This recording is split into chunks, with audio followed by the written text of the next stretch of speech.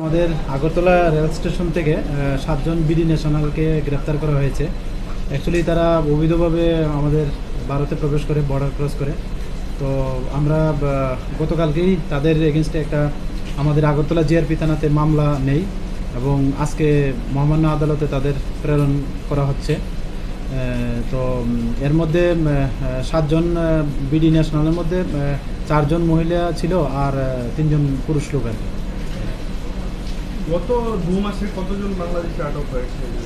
গত 2 মাসে হবে আনুমানিক প্রায় 105 জনের মতো হবে।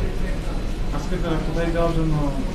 আজকে তারা তো ডেস্টিনেশন অনেকের অনেক দিকে, তো জিজ্ঞাসাবাদে তারা এখনও বলছে যে কেউই বেঙ্গালুর যাবে, কেউ কলকাতা যাবেন, কেউ আবার দিল্লি যাবেন, এরকম বলছিলেন। আর কিছু তাদের কাছ থেকে তাদের মোবাইল ফোন উদ্ধার হয়েছে এবং কিছু বাংলাদেশি ডকুমেন্ট প্লাস কিছু ইন্ডিয়ান কারেন্সি, এগুলি আর কি।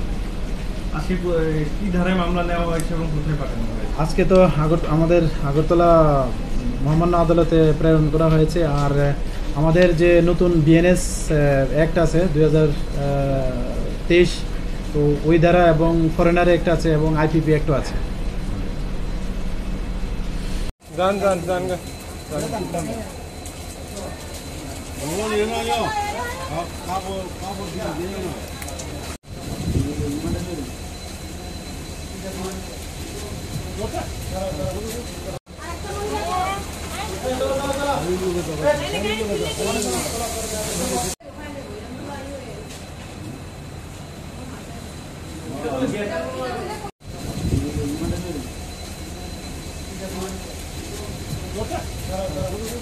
Subscribe to Tripura Info and press the bell icon so that you never miss any latest updates and news on Tripura.